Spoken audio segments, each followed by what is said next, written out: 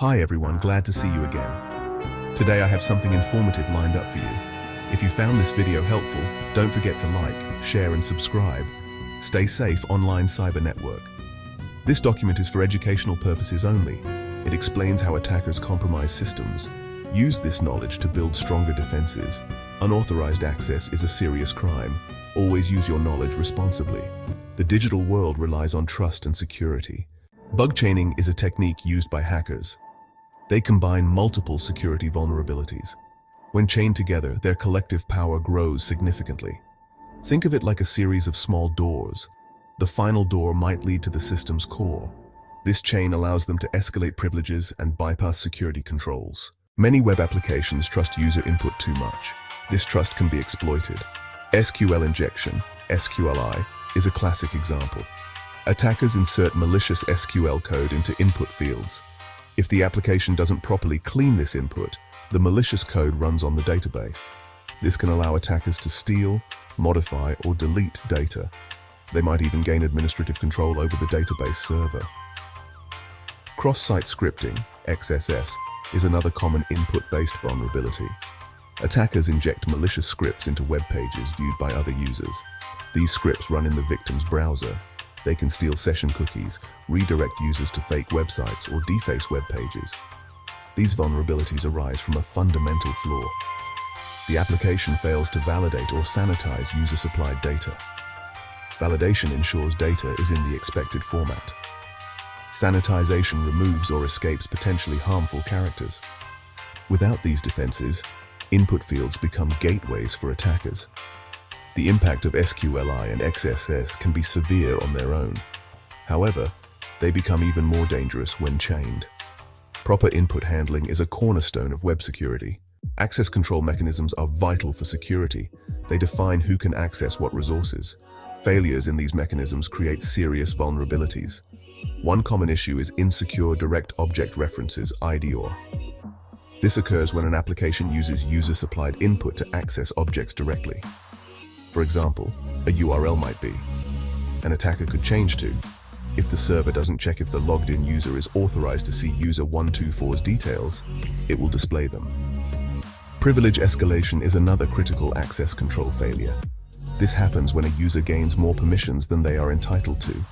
There are two main types, vertical and horizontal. Vertical privilege escalation means a low-privileged user gains higher privileges. Horizontal privilege escalation means a user gains access to another user's resources at the same privilege level. These vulnerabilities often stem from flawed logic in the application's code. Developers might make incorrect assumptions about user behavior. They might forget to implement checks at every access point. When chained, access control vulnerabilities can be devastating. Effective access control requires careful design and rigorous testing. It should be enforced consistently across the entire application. Security misconfigurations are alarmingly common. They are often easy to exploit. These issues arise from insecure default settings. They can also come from poorly configured security headers or error messages that reveal too much information. For example, leaving default credentials active on a server or database is a critical oversight. Another common mistake is enabling directory listing on web servers. This allows attackers to browse server directories freely. They can find sensitive files or information about the system's structure. Outdated software is another significant threat. This includes the operating system, web server software, content management system, plugins, and libraries. Software vendors regularly release patches for known vulnerabilities. If these patches are not applied promptly, the system remains vulnerable. Attackers actively scan for systems running outdated software. Neglecting proper error handling can also lead to vulnerabilities. Verbose error messages can leak sensitive information. This information might include file paths, database query details, or software versions. Attackers use this information to understand the system better. These types of vulnerabilities are often chained together. Diligence in configuration and maintenance is crucial for security. Regular audits can help identify and fix these issues. The process of chaining bugs begins with reconnaissance.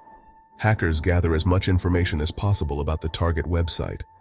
They study its technology stack, features, and potential entry points. They use tools like port scanners, directory brute forcers, and vulnerability scanners. They also manually explore the website. They look for any unusual behavior or information leakage. This phase is about understanding the attack surface. Once potential vulnerabilities are identified, hackers start probing them. They might find a minor XSS flaw, or perhaps an information disclosure bug revealing software versions. These individual bugs might not grant significant access alone. The hacker then thinks about how to combine them. For example, the information disclosure might reveal an outdated component. The XSS flaw could then be used to target an administrator who uses that component. This could lead to stealing the administrator's session token. The next step is often privilege escalation. After gaining initial limited access, the attacker seeks more control. This step often involves chaining another bug, like an unrestricted file upload vulnerability. The strength of the attack lies in how these links are connected. Many high-profile data breaches involved bug chaining. Attackers rarely rely on a single magical exploit. Instead, they patiently link multiple weaknesses. Consider the case of a large retail company. Attackers first gained access to a third-party vendor's system. This vendor had legitimate access to the retailer's network. The initial entry point was likely a common vulnerability like a weak password or phishing. From the vendor's system, the attackers moved laterally within the retailer's network. They likely exploited internal misconfigurations or unpatched systems. They searched for systems storing payment card data.